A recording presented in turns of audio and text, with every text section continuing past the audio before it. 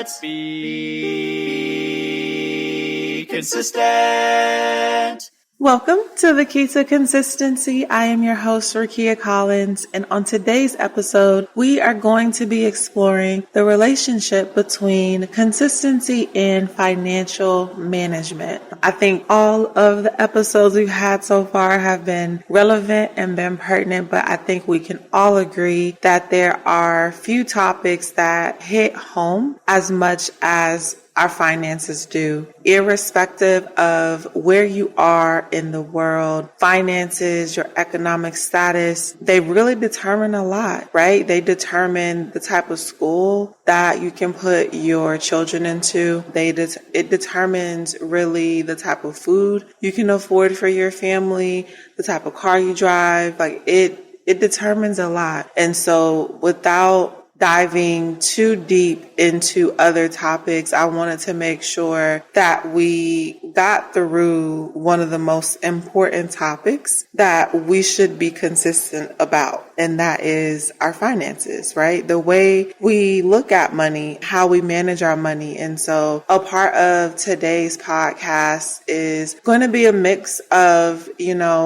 mindset shifts and practices that we should make. And then the other piece of our podcast today is really going to be focusing on things that are considered tried and true methods that we all know we should be doing, like budgeting and saving. But hopefully, from today's episode, you learn something that you can put into practice in your own life. And so when we think about money management and really the ultimate goal of being financially successful, I want to preface that by saying that when people hear generally about financial success, a lot of different things come to mind. And the purpose of today's episode is not to make you think that we all need to have the same definition of financial success, right? Your financial success is very personal and very particular to your use case,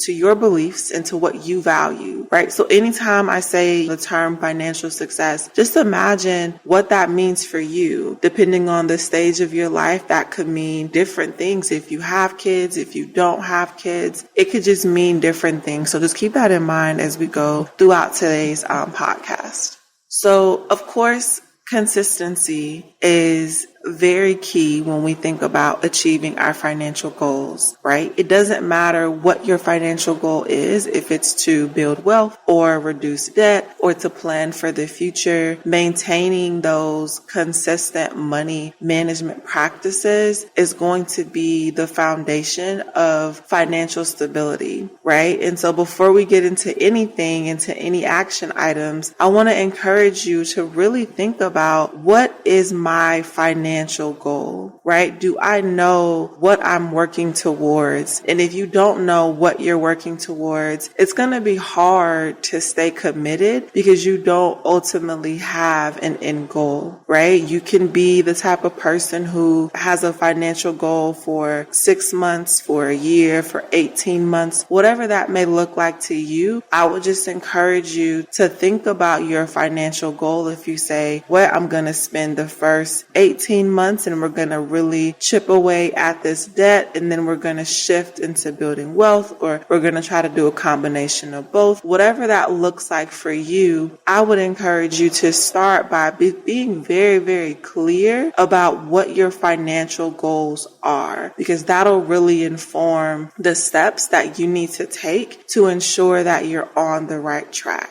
Right? And so if you already have your financial goal, you already know where you want to end up, the next thing I would encourage you to think through is how you can budget and track your expenses to ensure that you're aligned with what that financial goal is. And I would say that it's important to budget and track your expenses, even if you're trying to build wealth or reducing your debt, right? Oftentimes when people think about budgeting and tracking their expenses, they try to associate that with one goal or the other. But if you're trying to build wealth, you need to be able to track your expenses. And if you're trying to reduce your debt, you need to track your expenses, because just like the saying goes, in order to make money to a certain extent, you do have to spend money, right? And so that's if you're going to build wealth, right? Reducing your debt. Of course, that goes without saying. You have to track where you're spending in order to be able to take that money from those purchases that are more extraneous or more luxury in nature and be able to shift that into kind of chipping away at your debt. And so when we think about consistent budgeting and tracking your expenses, it really should serve as the compass that really helps guide you towards your financial destination. When you know where your money is going, it can really help you make informed decisions. And I know for a lot of us, that's scary. I can say for me in particular, for maybe like right when I got out of college and maybe a few years even after that, it was tough for me to go into my mobile app on my phone and look at my account. I don't know why. Like, it was probably because it's like, man, you're not going to have as much money in here as you want to. I knew that I wasn't necessarily hitting the savings goals that I had at that particular point in time. And so it was just really something I was just nervous about. Like, it just I just got butterflies. And so I would encourage you, if you're that type of person and it makes you nervous, I would say at least once a day, maybe up to twice or 3 times a day, look at your checking account. As crazy as that may sound, we're not necessarily looking for the amount to change. We're looking to break the habit of the fact that you find it difficult to deal with the reality of your financial situation, right? Because that's really what it came down to. For me, I was nervous because I did not want to deal with the reality of my financial situation. And if we're going to change our financial situations, we have to be cognizant of the starting point. And it doesn't help if you're nervous or if you look at your account, once a month, right? And you don't even focus on what's kind of leaving your account. You're not accurately tracking your expenses. You're not budgeting on a consistent basis. And so because you're not doing those things, you're not making the most informed decisions. And on top of all of that, you just have a blocker about looking at what's in your checking account. And so I would just encourage you, before we get into another action item, first, build the habit of whether you set a calendar alert on your phone and say, I'm going to look at my account today, whether it's the end of your day, middle of your day, whatever it is, but we're just trying to break that habit of feeling a fear or anxiety when it comes down to looking at what's actually in our checking account, right? I would also encourage you to create a budget, right? There are a ton of websites, mobile apps, and even Excel spreadsheets, if you want to just go regular old Excel, that will allow you to track your expenses and ensure that on a monthly basis, you're consistently staying within your budget and necessarily have to go over your budget and you're cognizant of what you're spending. I kid you not, just the habit alone of having to write down or type into Excel, hey, I'm about to spend $37.75 on this Amazon purchase. It will really make you think twice about spending that money on that Amazon purchase, because now you get to see, before you spend the money, I get to see, how is this going to impact my bank account? Right? And so it just kind of gives you that additional level of, do I really want to do this? It really helps you serve as an additional check to say, let me really pause and think about this before I actually do this. Today's episode is brought to you by the merch shop at thekeytoconsistency.com. I would encourage you to visit our merch shop to see if there's anything that piques your interest. One of the easiest ways to be consistent is to be visually reminded that you are on a mission. You are going to be consistent. So whether you pick up a phone case or you pick up a t-shirt, we have something for you. Again, that is www.thekeytoconsistency.com. And I hope you enjoy the rest of this episode.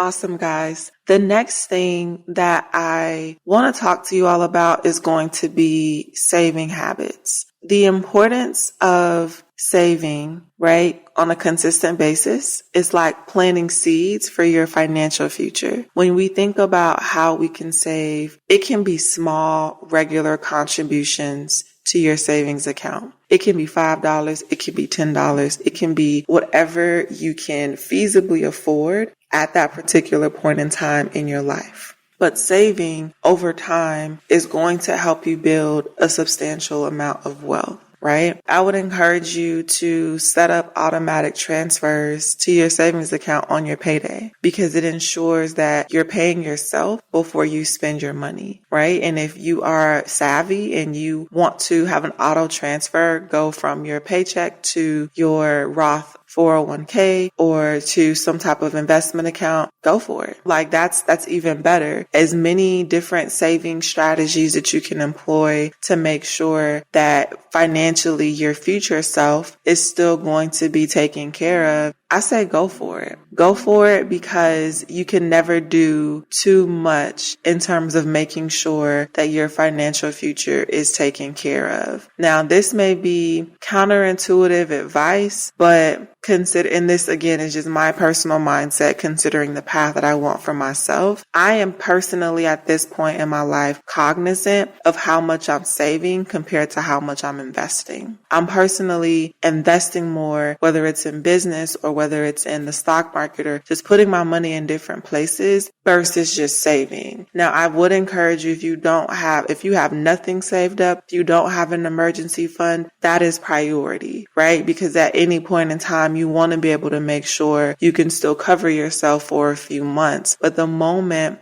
that you kind of get that cushion built up under you, personally, I would encourage you to go out there and begin to look into other streams of income, especially if you only have one stream of income, particularly living in the United States in such a high inflationary environment. We know that having one stream of income at this point is played out. Right. And it hurts for me to say that because you're listening to someone who has primarily one stream of income and is actively working to change that. So I would encourage you to do the same. Right. And I'm not trying to push that on you and say, go for it. Don't just depend on your job. But I will say that there comes a level of internal security that you get when you know that your life is in your hands, when you know that your economic future is not dependent upon someone waking up in the morning and feeling like they want to fire you or someone likes you or if they don't like you, no longer have a position, right?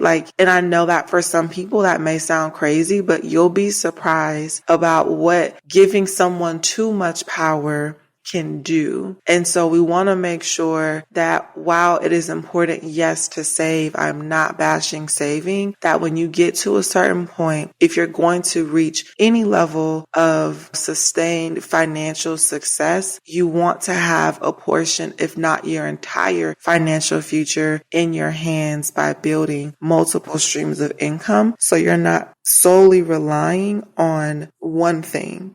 The next thing that I want to talk to you guys about is going to be the importance of reducing your debt. We all know that there is something about when that credit card balance is at zero that it just does something to you. Like, we're not making payments on this. It of course helps boost your credit score when you lower your financial burdens. Of course, as you dig into your credit score, they tell you some debt is good debt. It's really about, making sure you can pay things off on time, and all of that is good. Right. And I'm not going against any of that. What I'm saying is there are some forms of debt that we have that we know, okay, I got myself into this because I was just being, as my mother would say, long-eyed. I was looking for something, didn't really need it, but because I felt like I needed it, I purchased it, and now I put myself in a position to have to pay crazy amounts of interest on something that wasn't necessary.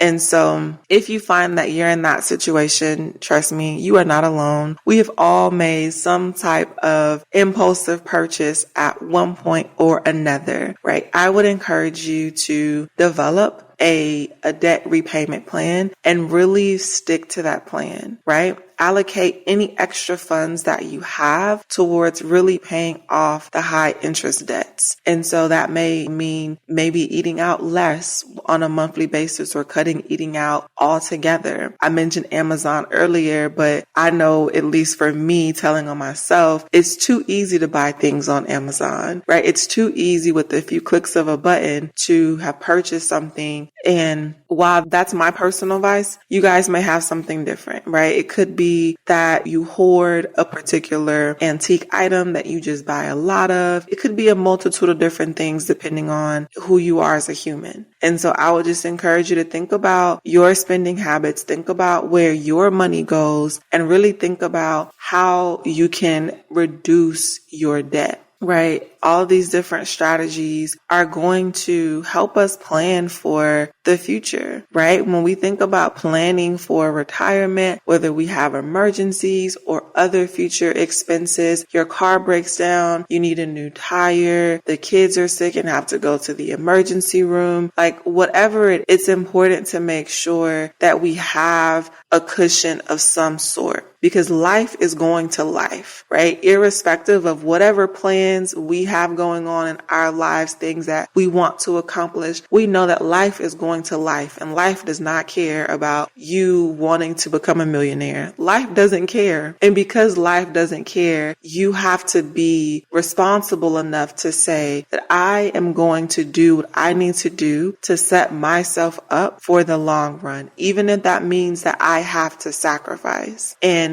on a slight tangent, but still relevant, guys, when you sacrifice and when you do things and make decisions that are best for yourself and for your future, do not allow family, friends, etc. to eat for free off of the sacrifices that you've had to make. And I know that that is tough because you love your family and your friends. They're close to you, but something has to be said about the people who build themselves up, who sacrifice, who do what they're supposed to do, end up giving it all away because someone close to you didn't do what they're supposed to do. And now they're leaning on you to get them out of whatever hole they've managed to dig themselves into. It's obvious if you've listened to this podcast for any point in time that my faith is in God, in Jesus, and the Holy Spirit. And we have to turn those type of people over to the source. God is the source. We are not the source. You are not responsible for sustaining someone else's life because God is a sustainer of all. And we can definitely turn them over to God and allow God to help them renew their mind and their relationship with money. One, of course, there is a spiritual aspect to that I just talked through. But of course, there's number two, there's some things in the physical world that they need to do as well to make sure that they really check their relationship with money and they're not putting money in the place of God. And so, slight tangent, guys, but just because I know from personal experience and from those people that are closest to me, listening to their stories, that is something that for people who have a big heart, a good heart, that you guys don't I say you guys as if I'm not included with you. But we don't necessarily put boundaries in place around when we're going to give and how much we're going to give and under what circumstances are we going to give. I would encourage consistency in that as well. Think about those questions. When am I going to give? Right? That needs to be consistent, irrespective of who it is. Like, when am I going to give? Under what circumstances am I going to give? Because you don't want to just give because someone comes to you with a sob story, right? Because now you're jeopardizing your own future. And if your future is connected to children, is connected to your spouse, you really have to be cognizant of how much money you're just giving away, because now that's not only impacting you, that's impacting your own family.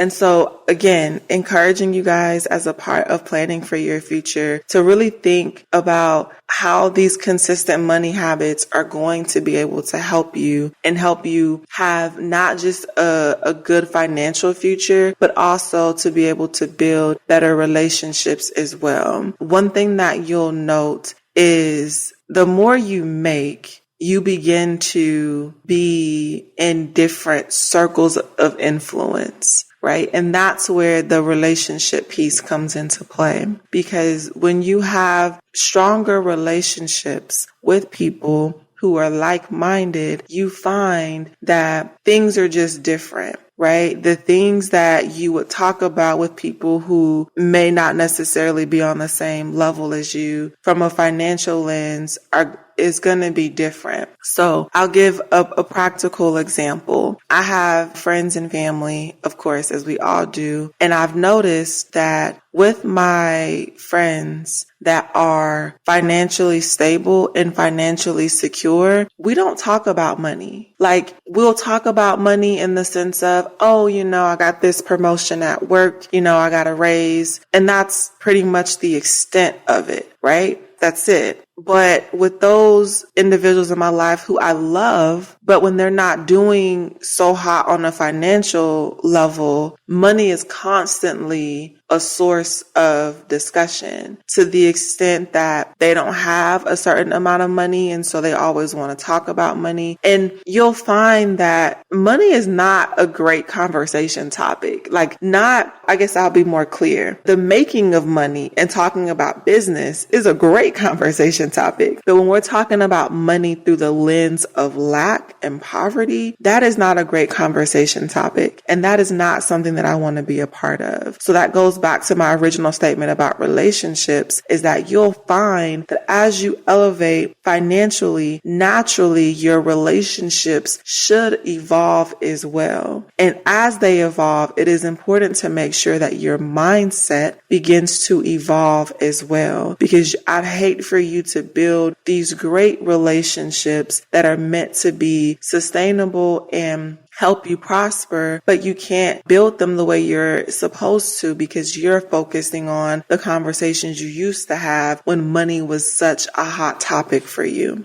Right. So before we wrap up today's episode, I do want to give you guys a realistic story about building a relationship as it relates to money, not from a personal lens like I just gave you guys about my friends, but more on a personal note. So I am, as a part of the initiative for this podcast, also working on building a mobile application for, the App Store, for the Google Play Store, to really help us with our consistency. Right. And so in building this mobile application, I reached out to a couple of freelancers and had someone build a Figma for me. And if you don't know what Figma is, it is a great platform that allows you to do your UX or your visualizations or your designs online. So, of course, most of us have an idea in our mind in terms of how we want it to look, and Figma really helps you design it before you actually build it. And so I was working with a freelancer who I thought was going to take me from the initial design phase all the way to the mobile application phase. And so as I was talking to this particular freelancer, the freelancer said,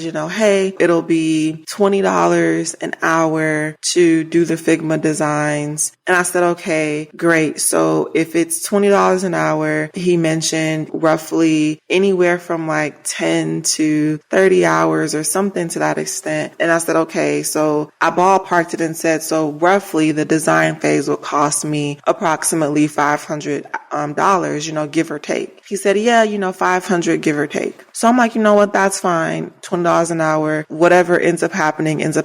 I'm fine with the max being 500. So we go into the design together of the mobile application. The Figma designs are coming out and they are amazing. I love them. Without much guidance, he was really able to give me the design I needed. And I'm paying him on a weekly basis because he's charging hours to me on a weekly basis. And so when the design is done, I ended up paying him roughly $300. And so he reaches out to me and he goes, I now need to charge you an additional $200 because you said $500.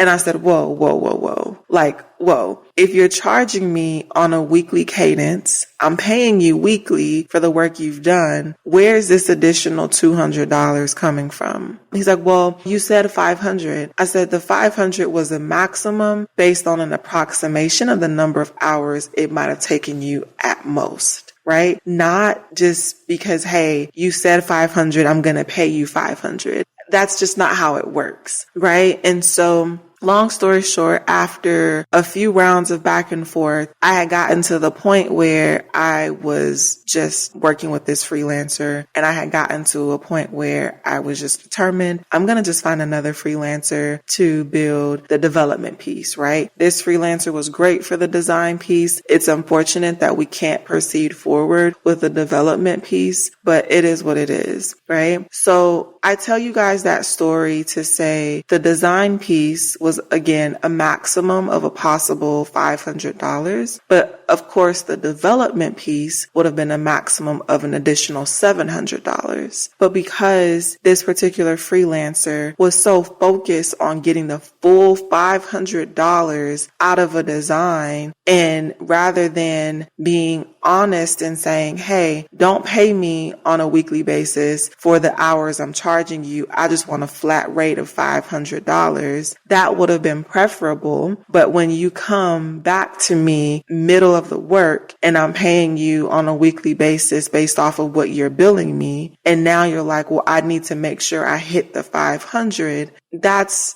not good business. And it shows from a financial lens that you're more focused on the money than you're focused on the relationship. And because of that, you've now lost the entire contract. And so hopefully from that story, at least from a business lens, you guys can see the relationship between money and relationships, because it's never okay to put money to the point where I'm willing to sacrifice a relationship that could ultimately bring me more money, right? It doesn't make sense, right? So that was an experience that I recently had. Certainly taught me a lot. Outside of that exchange, it also taught me that there were other freelancers who are willing to do the same type of work for less money because they value the long-term relationship. They not only want to build the app, they want to be on retainer for mobile app developments, for being able to build whenever new updates come out for the app store. If there are bugs in the mobile app, like they're willing to say, I'll take a little less to work with you for the next 18 months. Right? And so again, just from a business lens, thinking about the shifts in mindset and just the different perspectives. And that was something that I recently went through like this past week, right? And so it's just been very insightful for me as a business owner and someone who's trying to start having different streams of income, to always remember and keep in the back of my mind that I should never put money in the place of a relationship. Right? That's not where money belongs. Money is a tool that is meant to serve a purpose. Money is not a relationship. Money is not going to be something that can open sustainable doors for me, right? And I want to put emphasis on the word sustainable, because a good relationship can open several doors for you, but there are doors that money alone will not be able to open for you. And so hopefully, guys, you learned something from today's episode as it relates to your finances. You learned about how you could automate your savings, how you have the ability to create a personal budget and really prioritize sticking to that personal budget. And of course, guys, lastly, I want to end today's podcast episode with a verse from the Bible. Today's verse comes from Proverbs chapter 3, verse 9 through 10, where it says, "Honor the Lord with your wealth and with the first fruits of all your produce, of all you produce. Then your barns will be filled with plenty and your vats will be bursting with wine." And so remember, guys, with all the finances and all the money that we're trying to make, we should never forget to honor God with the first fruits, with the tithe that we are supposed to be giving. So remember, guys, consistency breeds mastery and transforms the ordinary into the extraordinary. Bye, guys. Thank you so much for listening to today's episode of The Key to Consistency. Wherever you are listening to this podcast, it would mean everything to me if you could rate it, review it, reach out to me on Instagram. Would love your feedback, would love to hear anything you like, anything you don't like. Please feel free to share this episode with someone that you think could benefit from it. And until next time, bye guys.